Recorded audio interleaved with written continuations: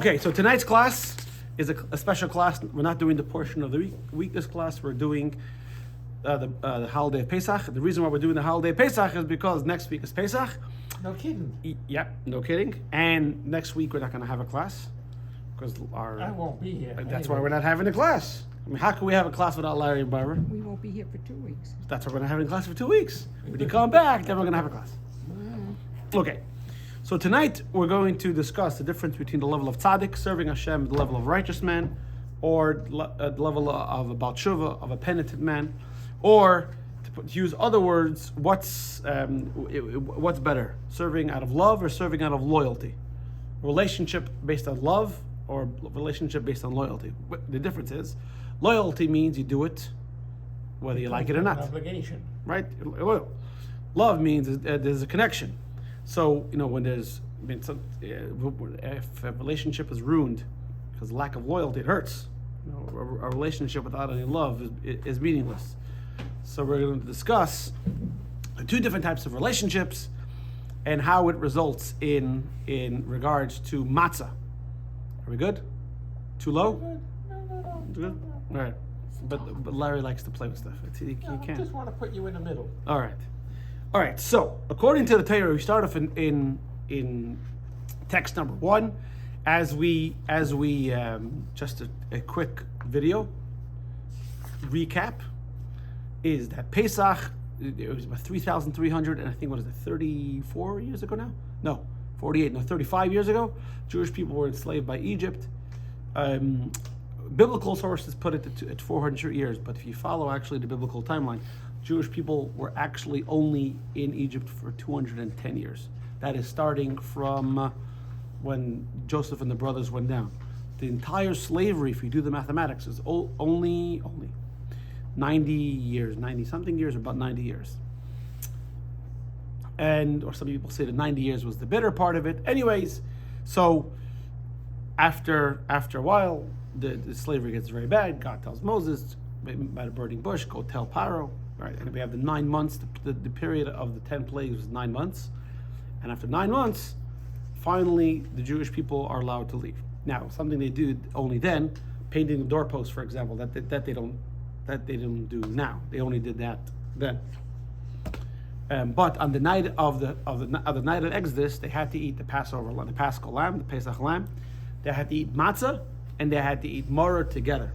Now, in addition to the matzah and the maror they had to eat on that night, they also carried with them a month's supply of matzah. Why matzah? There's many reasons, but just let's go with the reason in the text, is that the Egyptians were hurrying them so much they didn't have time to make bread, so they didn't have time for the dough to rise. So to remember that, we eat matzah. Torah tells us, so for 7 days, in Israel it's 7 days, outside of Israel it's 8 days. Maybe one day we'll have a class of the calendar. That's not for today. So at 7 days you can't eat chametz. Now the mitzvah to eat matzah, by the way, is only on the first night, or for us in the diaspora, it's on the first 2 nights. So if matzah doesn't agree with you, the first 2 nights, too bad. Someone once asked me a question. This person officially was allergic to grape juice. She told us she was allergic to a lot of things, but turns out she wasn't. But in her mind, she was allergic to grape juice. And she asked me, "What do you do?" I said, "Are you like deathly allergic or irritates you?" Well, too bad. You have to drink the 4 cups of wine. It's no. Actually, halacha talks about what happens if a person gets sick and vomits afterwards. They have to eat it again if not enough time passed, it doesn't digest. Eating matzah on the first 2 nights of Pesach is not optional. It's mandatory. She was allergic to grape juice. She was allergic to wine also. Yeah, officially, yeah. I don't know. She was allergic. My cousin Sheila. She was allergic to being regular. She was a pain. She loved to drive me crazy. She doesn't live anymore. So the first 2 nights of Pesach, you have to eat matzah. After that, if you don't want to eat matzah, by the way, some people don't eat matzah the whole Pesach, except when they have to. So on like the nights of Seder or the next day, in order to make a motzi, on the day meals, you have to make a motzi. So instead of two loaves of challah, we have 2 matzahs. Some people, they stay away from eating matzah the entire Pesach. Some people don't do it because, it doesn't agree with them. Gluten. Huh? Gluten. Gluten. Well, they have gluten-free matzah. They have oat, and they have spelt, and they have different types of matzah that they have whole wheat. They have different things. My sister-in-law is very allergic to gluten. She breaks out of rashes. Her joints lock up. Her jaw. I mean, she's very allergic. What about potato flour? As far as matzah, No, I mean, but as far as like you could use potato starch. Yeah, you could use Yeah. potato flour to make different types of Yeah. baked goods. Yeah, sure. So when you go to like Aroma, Kosher Central, or you go to a Passover program, they have hot dogs and all that. And they have hot dog buns. It's made out of cornstarch or potato starch. I mean, for me, those are abstract concepts because I was raised in a house where we didn't have that. Actually, my father was telling me this morning that he grew up, his mother didn't allow watermelon and cucumber because it had seeds. I said, sweetie, I told my father, I said, your mother was so poor they couldn't afford it. Not because it wasn't kosher on Passover. Nothing to do with it. It was the made up stringency. Okay, so the Torah says, you see text number 1, for 7 days you're not allowed to eat chametz. So you don't have to eat matzah for 7 days, but you're not allowed to eat chametz. So like I said, the first night of Pesach, 4 cups of wine, matzah, mar. Now matzah, by the way, is the one biblical commandment. Maror and wine are rabbinical commandments. I'm not trying to lessen it, but matzah on the first 2 nights of Pesach is an absolute must. Well, so too drinking the wine and the maror. But regardless, 2 separate mitzvahs. You might say if somebody's not absolutely observant, like they don't keep kosher or they don't keep chametz, whatever you want to. Why they're eating matzah? It's 2 separate mitzvahs, by the way. You can eat matzah. A person can eat matzah, although they're not absolutely stringent. So for 7 days you can't eat chametz. And then it says 7 days you should eat the matzah, and then it tells us what type of matzah. It doesn't say matzah. It says matzah lechem oini. Lechem oini means poor man's bread. Then it says why? Because in Egypt, that's what it's called, lechem oini. Look at text number 1. The bread of a poor person. I'm laughing At $20 a box? Don't complain. $21 a pound. That's not poor man's bread. How much are you getting for it? Don't complain. In other places, other matzahs are $40 a pound. How much are you getting for a box? Seriously? What? Just matzah? Yeah. Yeah, for 19, 20, whatever it is. I don't know. I have to see. I'm getting another shipment tomorrow. Yeah. All depends. 17 at BJ's. But not this. Not this one. No. Yeah, sure. No, but No. the reason why we got this one is because the other one we got was thick. People didn't like it. Officially, this is better. I don't know. Okay, what kind of meat? Huh? Same wheat, regular wheat, regular whole Better white water? flour. Huh? Better water? Sure, Evian. And I said, why? Because to remember the days when you go when you go out of Egypt. Okay, so what does it mean? What does it mean, bread of a poor person? Torah doesn't tell us what a bread person is. So now the rabbis have to learn out. So the Gemara tractate, it's dedicated to Passover observance and everything in it. It's Psachim, text number 2 on page 231. The verse states, "Do not eat leavened bread with the Paschal lamb. Rather eat matzah, the bread of affliction." So by putting these 2 together, so we learn that the matzah must be capable of leavening. So that means the dough has to be capable of leavening. Though it has to be capable of becoming chametz, we have to stop it from becoming chametz. So this means only certain grains or certain ingredients can become chametz. This excludes rice flour, millet, and the like that can come to a decay, but it can't ferment. So when water interacts with the flour and becomes dough, after 18 minutes, it begins to ferment, which means it begins to rise. Rice dough or it can't ferment. That's why Svardim, with some restrictions or preconditions, whatever it is, they eat rice on Pesach, or as we know, kitniyot.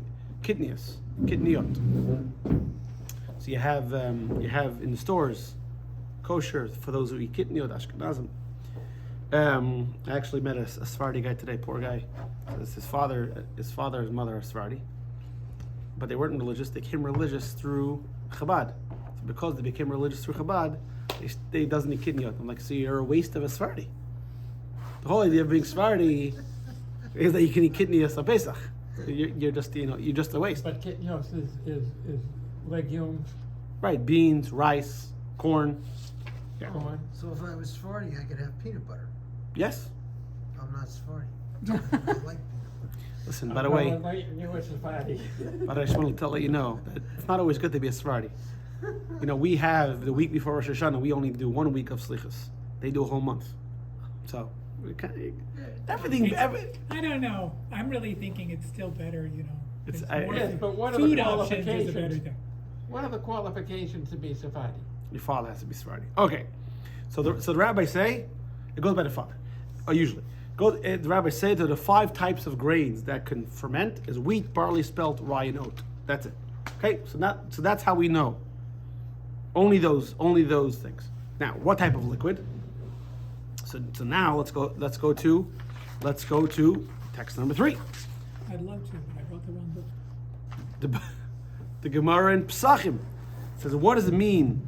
Poor man's bread excludes dough that's kneaded with wine, oil, and honey, because a poor person doesn't have wine, oil, or honey. Poor people can't afford to mix their dough or their flour with fruit juices and such alike. So now, therefore, it's water. Now, again, so keeping in mind what we said before, just a little bit. The purpose of matzah is to prevent it from fermenting and rising. So if something can ferment and rise, then it's not suitable for matzah.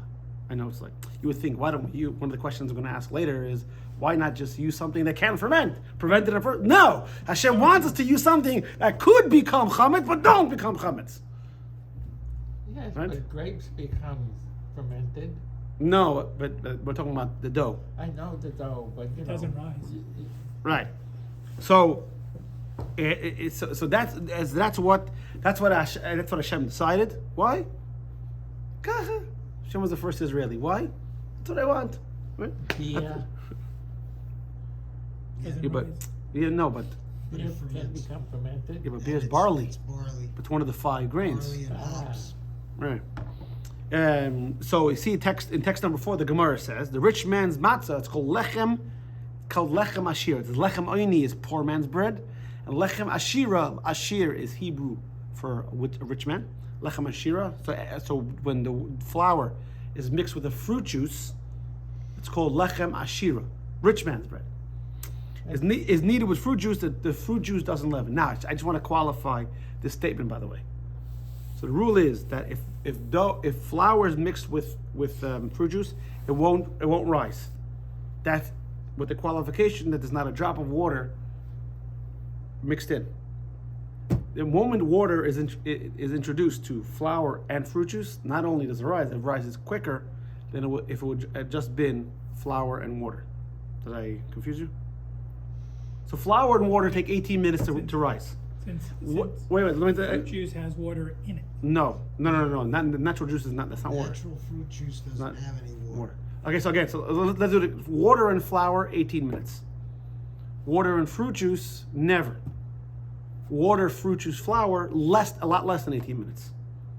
That's why we can't use fruit juice, because it'll hasten the. Matzah has usually apple juice in it. So first of all, for the Seder, I No, you know, can't not for use the it. Seder, Yeah. but You for can't for use- Passover. yeah. So some people, by the way, are I mean. So yeah, I mean, obviously you're relying on these people that they did their. Did it the way it should have been. Yeah. done. There's a lot of acid in fruit juices. So Yeah. So we come to the conclusion that matzah can only be made from flour and water, and that's the definition of poor man's bread. So now the question number 1 is, God's almost like setting us up to fail. Excuse me. right? I want you to do it, but not to do it. I want you to try to do it. Try to make chametz, but don't make chametz. How about I don't try to make chametz? Right? I want you to play with matches, but don't get burned. Don't play with matches, you won't get burned. Right? And many times, but it's interesting, many times in the Torah, the attitude is, we say every day in the morning prayers, lowly din so, don't bring ourselves to a test. God would have commanded us, just mix the flour and fruit juice. It can ferment, we can make our we can make our matzah. Can you imagine what would be so much, right? We have to charge a lot more than $21 a pound. Dan, it's too easy. Too easy. It's too easy. Too easy. Not Jewish. Right? Well, where my kids live, I think I've told you this, there's a gentleman there from Israel, and he has an oven that he puts out on his back porch, and he makes the matzah in the house. And the kids all go, we went one year to watch, and I mean, they have it down to a science, so that the little kids, understand how matzah is made. They roll it and they do what has to be done. It's really interesting. So in the old days, well, I say old days, it wasn't until a few hundred years ago. All matzah was baked at home. Everyone baked their own matzah. But then when the idea of, and actually until, there's a whole discussion, when did the hard, flat cracker matzah come? Because that's not the original matzah. That we know for sure. The original matzah is soft matzah. That we know. The question is, when did it go from being a lafa? You know what a lafa is? You ever go to a pita falafel place? Yeah. So it's kind of like a wrap. Kind of like a wrap. Same idea. But so when did it go from being soft to hard? So one of the opinions is historically when they started mass producing. When you're baking a few, lafas, let's say, you can make sure that it's baked all the way through.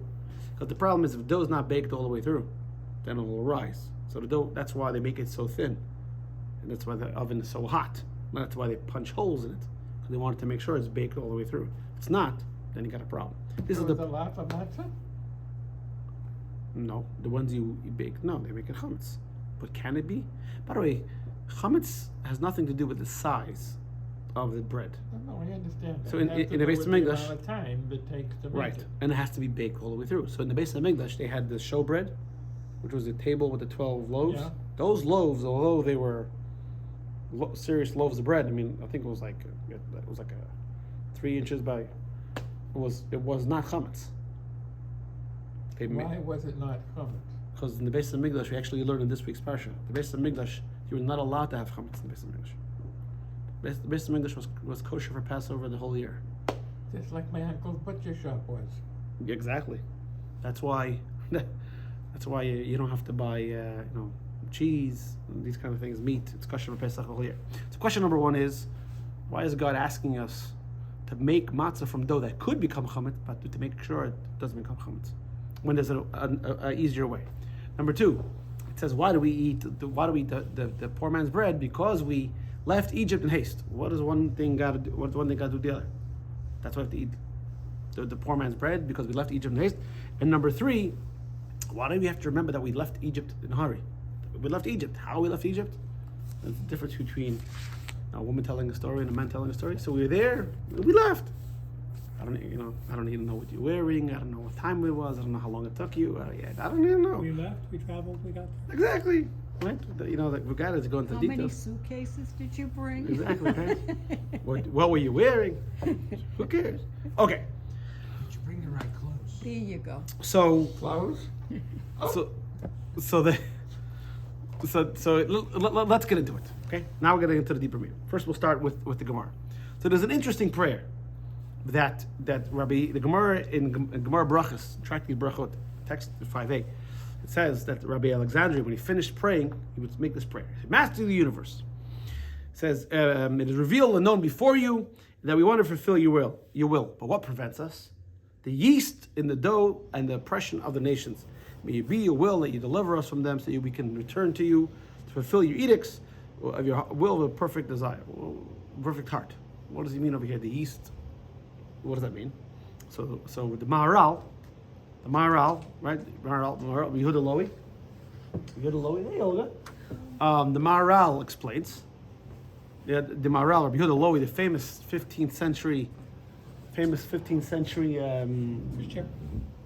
sage.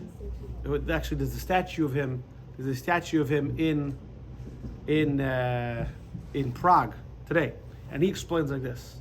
By the way, in a side story, do you know the Maharal was born on the first night of Pesach? Do you know that?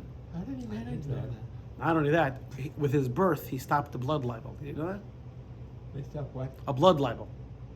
Just on the side story. Maharal's father, his name was Betzalel, and he was head of the Jewish community. And the 1500s in Europe was a time of the blood libel where they claimed that the Jews would slaughter the Christian children for the matzah, put in the matzah, which, by the way, I don't know if you know this, there was an article in Saudi Arabia like 20, 25 years ago.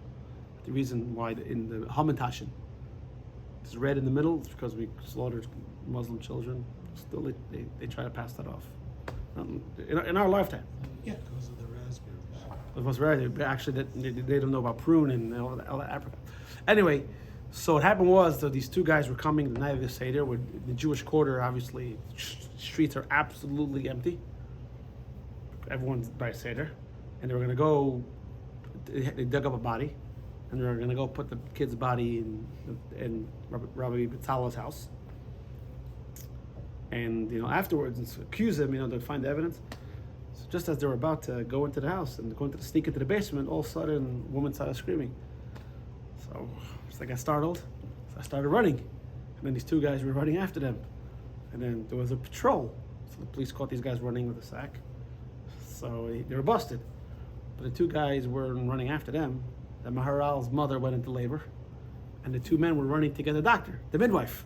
It just happened to be, the Maharal is famous for saving the Jews from the. He's famous for making the golem, whether he did, whether he didn't.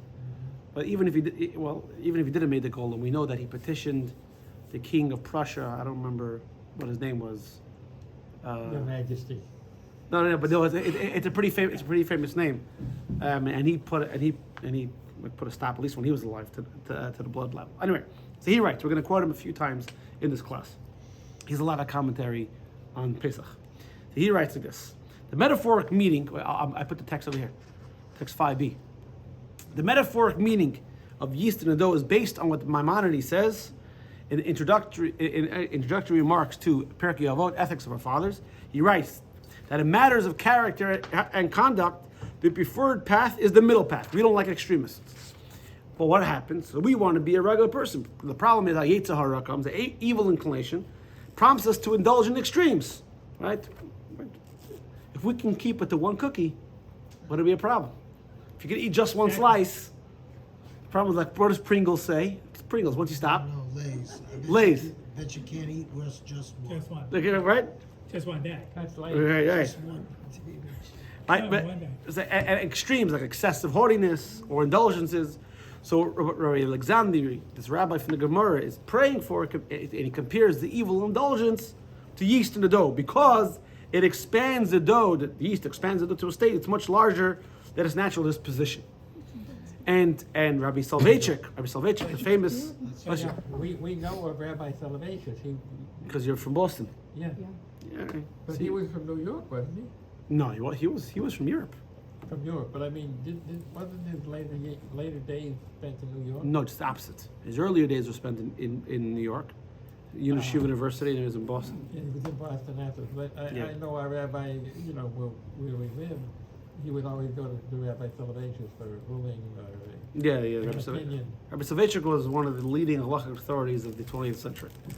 He was from the famous Litvak family, the Vilna Gaon, right? You have the Vilna Gaon, the genius from Gaon. So his prime, foremost student was a man named Reb Chaim Volozhin. Chaim Volozhin is the father of the Soloveitchik family. Volozhin is the name of a town. Back then, you were called by your first name and town. Yeah. So the father and son can have two different names. Last names, so to speak, until they actually took on names. Anyway, we're getting off the subject here. And he explains like this in text. You off the subject? No. He says every Jew, and he says like this, every Jew has two kinds of desires. Number one, every Jew has an inner desire to do Hashem's will, as Rabbi Alexander says. And the rabbi said, and Hashem knows it's your will and known to you that we want to do your mitzvahs. But what prevents us? The yeast. What's the yeast? The yeast is our external will that are influenced by evil inclination. Let's take for example, a guy who's an addict to drugs, alcohol, smoking. Pick your vice, right? You think he doesn't know that it's bad for him? You think he doesn't know it's self-destructive? The inner will, he wants to be healthy, right? And he doesn't want to partake in self-destructive behavior. But his outer will, he can't control himself. So what the Rabbi Soloveitchik is saying, that we're praying to God that we should try to tap into our inner will. So the question is, how do we express that inner will over our outer will? Right? How do we express who our real self is? Which, by the way, this is the fundamental philosophical point. Why does Chabad accept every Jew? You have Jews who come in and they're sinners, don't keep Shabbos, don't keep kosher, don't keep this, right? Do this, do that. You come on, no problem. There's more room for improvement. So there's always room for improvement, right? But I'm It goes perfect. back to Give what me you a said, break. into the yid. Listen, he's married to you. I can. I'm perfect. You're perfect. He's got a lot of opportunity. Right. So you passed on all your imperfections. Yeah. Imperfection is very like COVID. It's very catchy. Please, It let's goes not go back, there. I think, to what you always say, the pinta liyid. Oh, so the reason why we accept every Jew is because what's happening is not really who they are. It's their external self. It's the evil inclination that's talking. So I'll tell you a story. Surprise. This wasn't a planned story. The story popped it's in the not bed. in the book. It's extra credit. By the way, most of the stories I don't get from me. They run through my head. Run through the train tracks at the. Oh, that's why you got the plugs in your ear. Exactly. I have someone in another room saying. So story goes is that this there was a chazan in Europe. I forgot which town before the war. He was a big chazan, had a big voice, came to war, and his family was devastated, and because of that, he went off the path. So it was. You remember the story? No, it sounds familiar. So I wasn't there. No. I told the story. I think Rosh Hashanah and Kippur, one of the Rosh Hashanah and Kippurs. So what happened was it was a Shabbos, and I think he was in town, and I forgot which Rebbe it was. It wasn't a Lubavitch community. It was a Hasidic community, and the Rebbe asked his Chassidim to get a hold of this chazan. So he went outside, and the guy's smoking on Shabbos. So he says he can't lead the services. He's violating Shabbos openly. It's one thing if you don't know. This guy grew up. He knew. So the Rebbe said, it's not him smoking. It's the Germans that are smoking. The Nazis that are smoking. He's not smoking. See? He's a Jew that loves God and wants to do. Problem is the trauma of the Holocaust is making him smoke. And the Rebbe called him and he chazan and he came back. It's a whole long story. But the point of the story is, it's nicht It's not him that's smoking. It's the Nazis that are smoking. So what the Rebbe Soloveitchik is saying, based on the Maharal, that every Jew wants to do the mitzvah, and when he doesn't have air, it's not him. It's not him. We have the Tanya class following this class, and Alter Rebbe writes that every Jew doesn't want and can't separate himself from godliness, and he wants to do what God says. The problem is there's foreign impurities, influences. You want to know, bro? You gotta stay tuned to that. The next one. Okay, so how do we do it? How do we get in to release that inner will? So the answer is there's the poor man's bread and the rich man's bread. Answer your question? No. Okay, let's go. Let me explain. No, hasn't answered my question. Go ahead. Okay, so let me explain. Poor man's bread, we said, is flour and water. What does matzah taste like? Matzah tastes like nothing.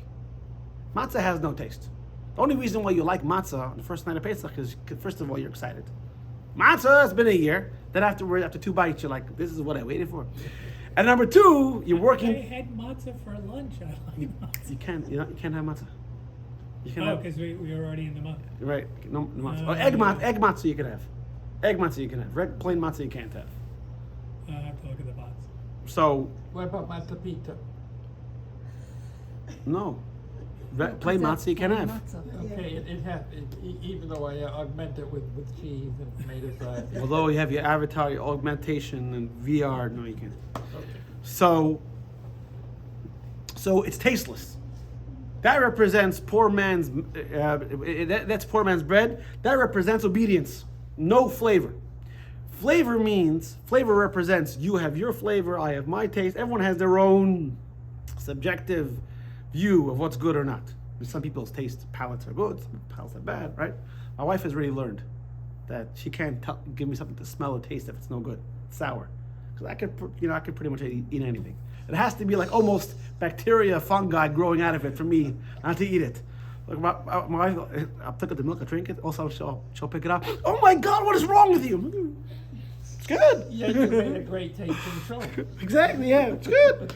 Yeah. So my wife has taken away my food tasting and sniffing privilege. Now, is this a carryover from having COVID? No. Or was this always this? Always. So the poor man's bread represents obedience, no taste. I'm not giving anything. I have no opinion in the matter. Rich man's bread, which has fruit juice, has flavor, that represents I'm in bed. Okay? So you have some people, their attitude is, I'm going to do it. God told me to do it. I do it. And there's some people who study and they learn and they appreciate and they love about it. Let's first go how one ties into the other. Regular matzah. Okay? Text number 6. Oh, this is what we said before. By nature, we want to do. Text number 6. I'll put up on the second. So this is from the third Chabad Rebbe, Menachem Mendel of Lubavitch, and he says like this: Matzah represents self-discipline and abnegation because it doesn't inflate or rise. Rather, it's submissive, low-key. This represents the dissolution and suppression of our outer desires. It is achieved by actively restraining the unfettered expansion of our ego-based desires and opting instead for humbleness. I'm putting aside what I want, and instead I'm doing what Hashem wants. Also, matzah is tasteless and is tasteless compared to leavened bread. These two concepts go hand in hand. Those who are humble are willing to submit to Hashem, to submit to God, even if they don't understand and enjoy it. They rein in their inclination and don't indulge in that passion. So matzah represents not that you don't have indulgences, not you don't have temptation, you don't have a will to do something else. You don't. I mean, if tomorrow I told you they found the book buried somewhere. I was actually, by the way, watching last night. Very interesting talk from Benjamin Blech from YU. This guy, Benjamin Blech, is a fascinating guy. I watched a YouTube interview. So he got to see some things like in the Vatican, some of the books and everything else. Pretty, and he didn't want to say, but they told him certain things that are there. He didn't want to disclose it. But let's say we find a book, right, old manuscript that says you're allowed to have, I don't know, a hoagie sandwich, first night of Pesach. All right, that's right. You would say hoagie matzah. You would take that matzah and throw it as a frisbee as far as you can. We eat the matzah because we gotta, not because we want to. I mean, okay, Cyril's challah or matzah. It's not a competition. It's the challah. You're being recorded, Michael J. You better give the right answer here. It's the challah. Yeah, for sure. You know. Right? It's very hard to answer that question knowing we're going into Pesach. Yeah. No, not Pesach yet. You can say it. So we eat matzah to the poor man's matzah. The regular matzah represents doing it because Hashem said, not because we don't appreciate other things. Like I told the story a million times where a guy tried to convince me I should try shrimp. Oh, Rabbi, you don't understand. It's so delicious. I finally got him to understand that I don't eat shrimp not because I think it's disgusting. I don't eat shrimp because God commanded me. It could be very delicious. It's obedience. It's obedience, right? In fact, Maimonides says the person is not allowed to say, I don't eat pork or whatever thing we're not allowed to eat because, to me, it's revolted. No, you do it because God said. That's the idea, right? Fake it until you make it, right? That's the biggest topic when you go to dinner and you don't eat this. And I have always so many questions for the waiter. And whoever comes to dinner with us, that's the biggest topic.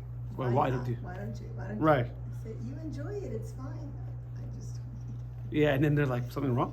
Nothing wrong? Right? Just think about oysters. Hey, exactly. I can't eat shellfish. I'm allergic to it. That's sometimes I'll tell. We're all spiritually allergic to it. Oh, I am really allergic to it. So this is the concept of you fake it until you make. Well, it's not faking it because it's really deep inside you.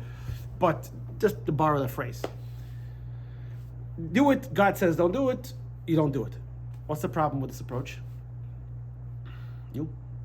What's the problem with this approach? There's a problem? Yeah, there's a problem. I'm telling you, there's a problem. What's the problem The problem with what? of this approach? Which approach? The only obedient approach. The obedient approach. What's the problem? Barbara's usually Free good will. at it. Huh? Free will. Obviously, it's free will. We just said before, you have the desire to eat shellfish, Because but we're you don't, disobedient, sometimes we're disobedient. because the problem is, it's not sustainable. You know, you can go 100% of the time. You know, I remember one in the old days I used to go play soccer, right? In smaller fields like 5-on-5, and I'm running, and like 5 minutes in, I'm dying. I asked my brother-in-law, I said, I don't understand. I know I'm out of shape, and I know I'm not an athlete, but you watch these games, right? The field is massive, and these soccer players, how do they do it for an hour and a half? I mean, or sometimes more, right? Yeah. 90 minutes or 100. How do they do it? I mean, I know, I'm not saying but 5 minutes. See, my brother-in-law explained to me. If you pay attention, the soccer players are not running all the time. Only the ones like next to the ball. The other guys are kind of like, walking over, jogging, because no one can go 100% of the time. You can't. With the white knuckling, you can't do it. You can't be full for like those people are too intense. Like, calm down. Right, so the guy asked me, the redneck was fixing the place. He asked me how different is Israel. It's very different. So why? Because the people. 'Cause, you come in America, you're kind of relaxed, and they're like, you want to just put a hand on their shoulder and like, relax, calm down. The way they're driving there, like Jerry Seinfeld's that joke. The guy's driving one way on both tires, 90 of a one way, and you want to put your hand on the shoulder and say, what's going on in your life? It's making you drive like this, right? So this is the problem. It's great to be obedient, and I have no will, but like Olga said, sometimes you do have a will. The chocolate cake is good, Yes, and you want to eat chocolate cake, yes. right? So you can't say, "Oh, there is no chocolate cake." Those people. I know we're being recorded, but in other religions, you know who you are. In other religions, they have this concept of there's godly way and the human way. Oh, it's not real, but it's not sustainable. Like I read an article 2 weeks ago that the Pope is thinking about ending celibacy. Do you see this? No, but I mean, it's only I'm been around for a couple hundred years. So. I'm not making this up. No one else saw this headline? Yeah, I heard it. Yeah. It was a misprint. It should have been celebrate. That's an old joke. Yeah. That's an old joke. Yeah. But why? It's not sustainable. Well, it's nice for the one person who can sit up on the mountain and elope and forget about this. Yeah, maybe one or two people can achieve such enlightenment with a totally detached from, human pleasures, and they don't care about good food and pretty women and nice cars and big houses. But most of us, you're crashing into the wall. You ruin your beautiful car crashing into the wall because there's a pretty woman walking on the floor, right? That's the way we are, right? So you want to say, okay, so for davening, right? The idea is davening. You open up your prayer book, you put your phone down, turn it away, focus on davening, and that's for a half hour, an hour, and it's impossible. It's just not sustainable. It's a nice idea to do short term, but it's not sustainable. So now, what's the next level? The next level is luxury matzah, or rich man's matzah, where you have a feeling for it and a love for it. And this is what the Rebbe says, text 7a. It's on the screen if you need. If you serve God only out of loyalty, without understanding the reason, without deriving pleasure from it, you're still going to enjoy worldly pleasure, right? So what are you going to do? You're going to lock yourself in the house. You're not going to have wine. You're not going to have... But that's not the Jewish way. You have to drink wine. The Muslims, they don't drink wine. According to Jewish law, you have to drink wine. On Shabbos, you have to drink wine. And on Shabbos and Yom Tov, you have to have good food. There's a mitzvah on the Chagim, you have to eat good food. You're not allowed to fast. What are you going to do? You're not supposed to eat bread and water on a Chag. You're not supposed to. So you have no choice. So then what's going to happen? You're going to slip up.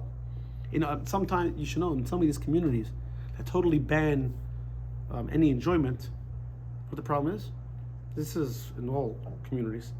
Once a guy does something, one slice of chocolate cake, for example, so chocolate cake, drugs, it's all the same because he was taught, Right. he or she was taught that it's all sin, and they don't know how to. You miss your curfew by 5 minutes, or you miss your curfew by 5 hours. Right, it's all You're five. still Five is getting in trouble with your parents. right.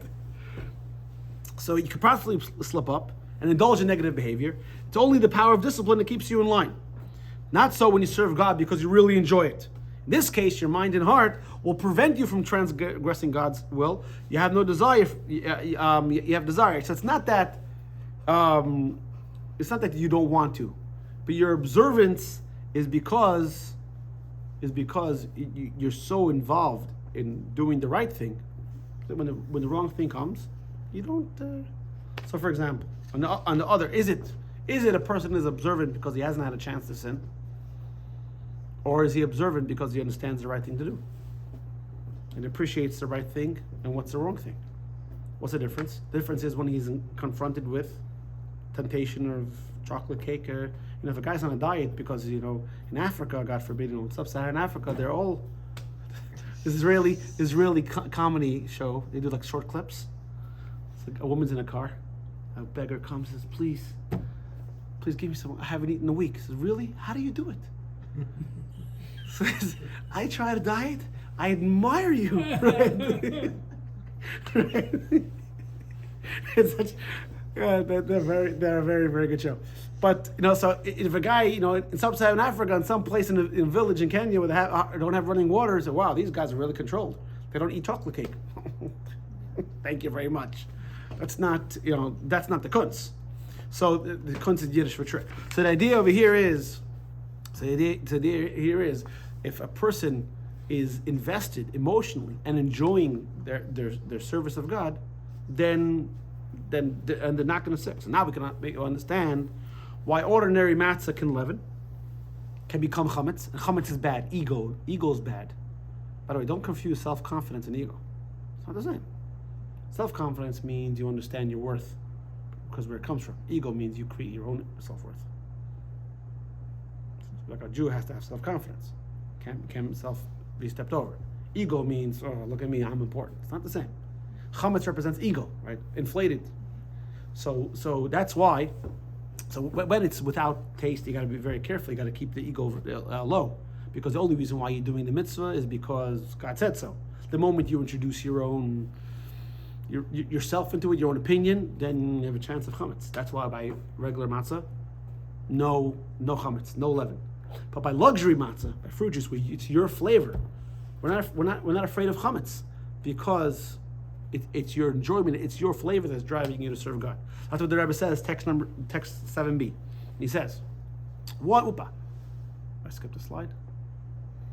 And he says, one who serves God with a luxury matzah approach, with understanding and feeling, will not indulge in leavening and negativity, just like luxury matzah can't ferment. Serving God with ordinary matzah approach, with discipline and loyalty, allows for the possibility of leavening and negativity and burnout, right? Just like ordinary matzah, water and flour has a capacity to ferment. Therefore, need to prevent the negativity by not allowing expansion, rising, leavening through a constant diligence, effort, and engagement. Any questions, by the way? Everything makes sense? Make sense? Any questions? You have to leave. That's not an answer. Wait, what? You came for matzah? I have to leave, yes. And for a blessing and for the Haggadah. Okay, so the class is going to be about 10 minutes. Okay? So you can't leave. Okay. So now the question is... On Facebook, there's a Haggadah. Okay. Okay. Look up the Haggadah on Facebook. It's totally in left field. It's unbelievable. Left is not bad. It's so tongue in cheek. The cheek is out about here.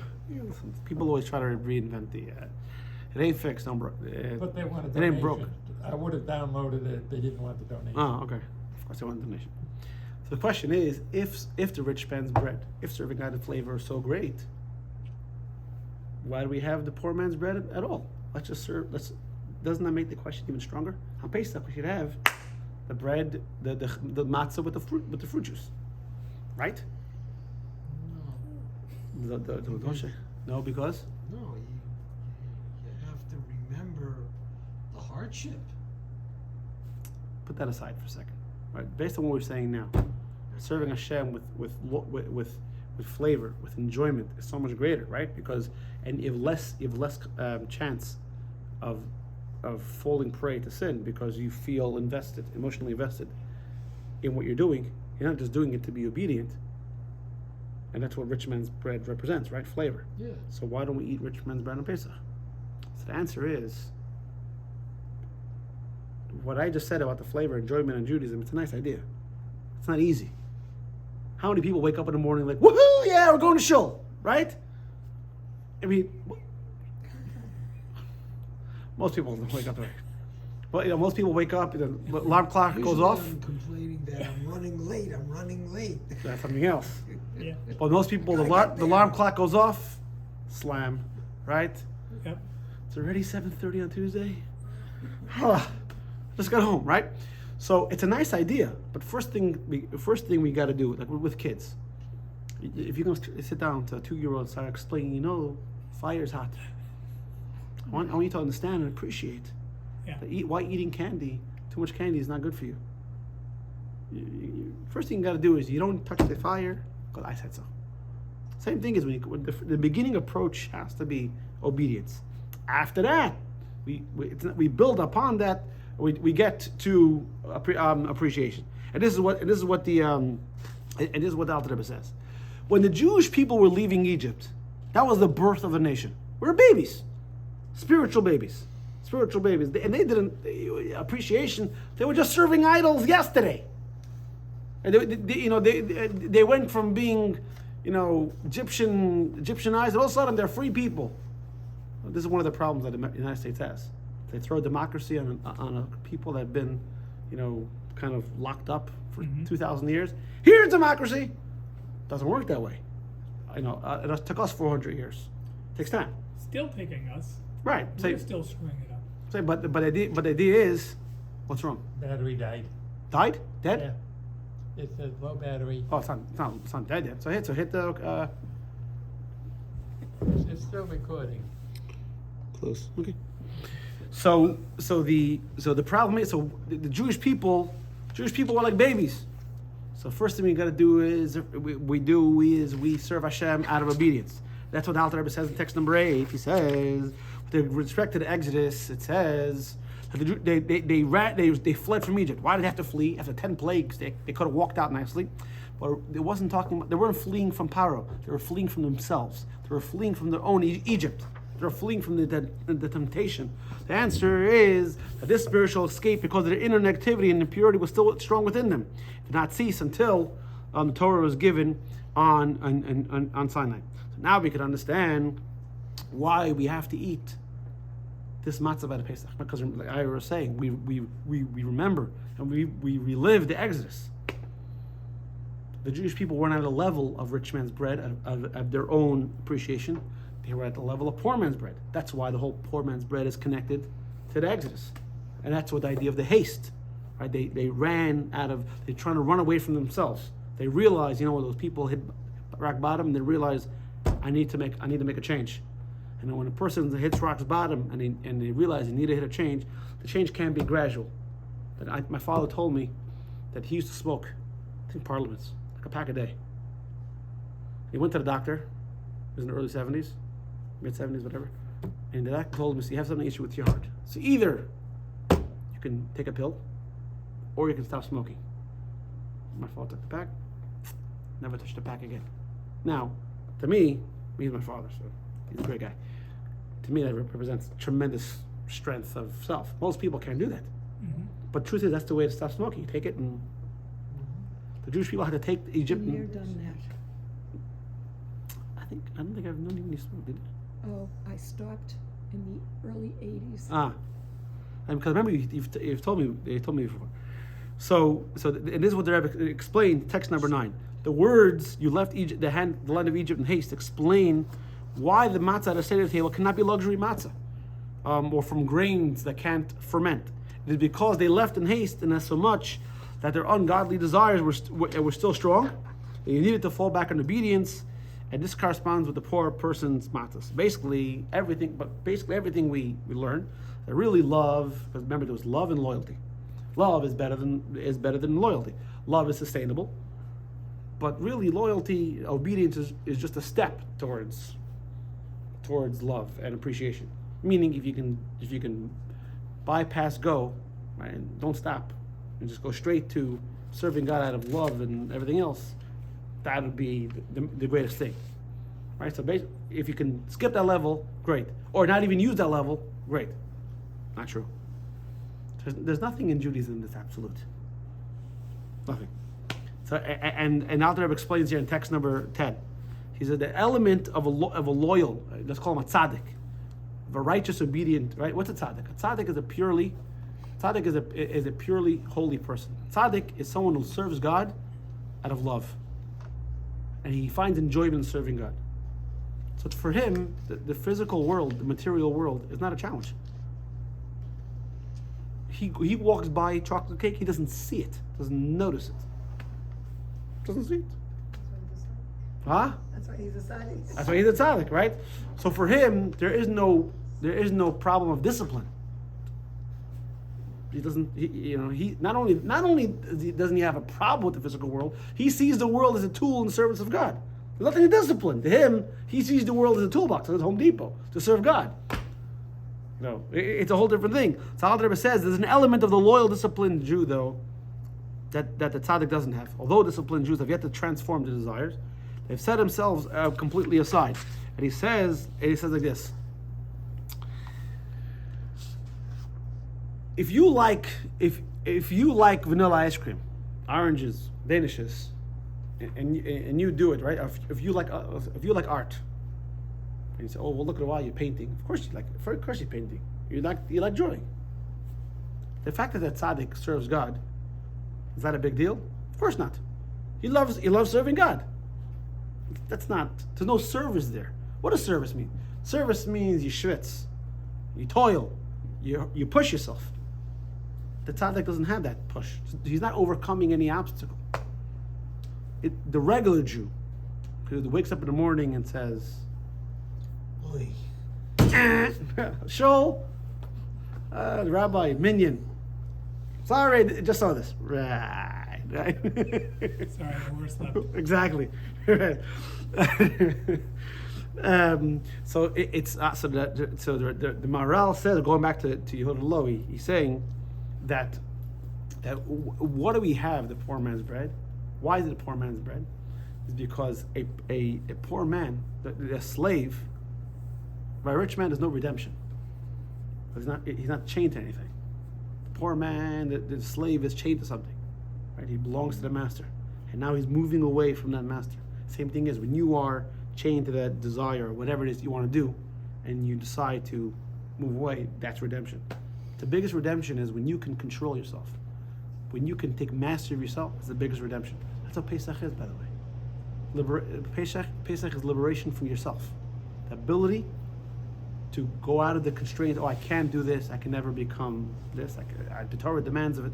I can't do it. It's going out of your own Egypt. And this is what the Maharal explains in text number 11. He says, back on the board here. Here you go. Matzah says matzah is the poor man's bread, which is different from a wealthy man's bread. Luxury bread has oil and honey. It is rich man's bread because it is rich by oil and honey. Poor man's bread has no money. He has only himself. Ordinary matzah is a poor man's bread because, like the poor person, it has no extras, just flour and water. The idea of redemption means to be free, not to be chained anymore, or to anyone, unlike a slave who has a master. Similarly, wealthy people are not alone. They are bound to their possessions. This is not freedom. A poor person who is chained to possession, who is not chained to his possession, is independent and free.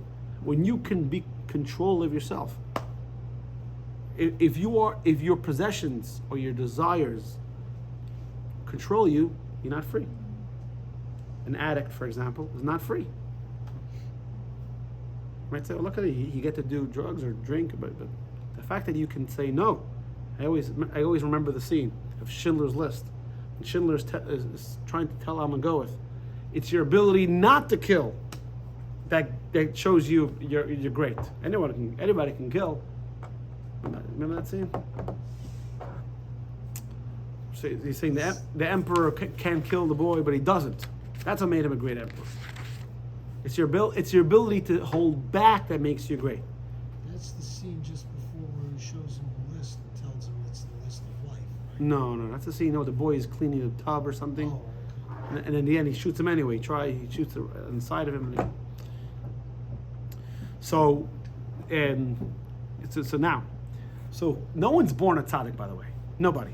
You could be born with potential to be a tzaddik. Moshe wasn't born a tzaddik. No one's born a tzaddik. Everyone has to work hard to get there. But once they get there, like we're learning in Tanya, it's just a long, short way. It's long to reach that plateau of you love to serve God and you take pleasure. But once you get there, there's no fight. You're just, you're just there. But as opposed to a regular man, this is what the Rebbe says in text 12. He says, although there's something special about a complete eradication of luxury matzah Jew's negative impulses, that he has no evil inside of him, something special about the regular Jew, namely this, the fact that they toil continuously to wrestle with the evil inclination and to control the impulses. A guy once came to the Tzemach Tzedek and said, I have no desire to learn Torah. Tzemach Tzedek said, my problem is I do have a desire. Meaning that to me, learning is not a challenge for me. I want to learn. So now to finish off. So why choose Lechamani? Because right now we live in the exile, right? We're overflowed with all these different impulses. And every Jew has to know, no matter how miserable you think you are, every Jew is called Maminim b'nei Maminim. Believe it as children of believer, like Ira said, the Pintaliyah, the Jewish spark. In the prophet of the Zechariah, I think it's Zechariah. So God said, I remember the days of your youth when you followed me into the desert. Can you imagine how crazy it was? God said, guys, follow me into the desert. What about food? What about water? They didn't even ask those questions. God said, let's go. What Pesach represents an unbelievable display of faith and trust in God. And you can't say they did it because they understood. They didn't understand anything. They took a month's supply of matzah. That's it. They had no idea how long they were going for. They had no idea, what it would be. Pesach represents this fundamental, basic concept of a Jew. He's connected to God, and he tries his best to serve Hashem. Should he work? Yeah, that's what's going to happen when Mashiach comes. When Mashiach comes, when all the spirit of impurity is removed, and we're all going to have this tremendous love of Hashem. You see, text 13, that there's not going to be any problems with material bounty. Everything's going to be great, but we're still going to eat matzah. Do you know that? We're still going to eat matzah when Mashiach comes. Why? Because although we'll love serving Hashem, the idea is not only to serve Hashem out of love, but also to have this concept of obedience. So which one's better? By now you guys should know. Yes. Yes, they're both. And the Rebbe says in text number 14, and he says, the primary objective is to serve Hashem in both ways. Even after serving a transformation, complete refinement of character, and you have to the point where nothing in the outside world tempts you to sin, you still need to have that matzah, the concept of obedience. You're doing it because Hashem says. And this is what it means. Every Jew has to work in themselves. So don't say, I'm only doing it because God said. There's value in that also. So you have to try your hardest to be obedient. On the other hand, we have to try our hardest to find pleasure and enjoyment in the mitzvah also. Because just obedience is not enough. That leads to one of the reasons the statement that tzaddik can't stand where no, all the way about tshuva, a penitent man can't. Tzaddik can't stand where a penitent man stands, right? Exactly this, because the penitent man has tasted sin. He knows what shellfish tastes like. No, but seriously, a kid who grows up in Borough Park, because was never eating the McDonald's hamburger, has never had shrimp. Oh, big deal, big deal. You need shrimp. You never tasted it. This guy who's had it and makes the conscious choice not to, although he experienced, it's at a much higher level. Exactly, and that's why the tzaddikim in that way are jealous of the Baalei Teshuva. They'll never actually sin to become. You can't do that. Yeah. Yeah. All right. So the key points are on the board. Matzah must be made from dough that can be fermented and prevented from doing so by our efforts. Number 2, we have outer desires from physical pleasure, and an inner desire for God. And the rising of the dough represents our outer desire. Matzah represents our inner desire. The option is to ignore the outer desire and do God's bidding out of loyalty. This is ordinary matzah. Another option is to develop love. That's a luxury matzah. Right? This is $50 pound. At the time of the Exodus, our ancestors were ordinary matzah. That's why we had to have ordinary matzah at the Seder table. It must have the capacity to ferment, but what's prevented from fermenting. Although serving God out of love is a higher way, and we should all work toward it, there's something special, and it cannot be left aside, even after serving Hashem out of love, about the unadorned beauty of setting yourself aside and submitting to God out of loyalty. Which I know to tie one holiday into the next holiday. In Rosh Hashanah we blow a shofar, plain horn, not a fancy horn, because it's this plain connection, obedience that every Jew has, uncomplicated. Questions, comments? Right after Pesach, next Tuesday there's no class. Pesach there's no class. After Pesach we start again. We'll pick up in the middle of the book of Vayikra.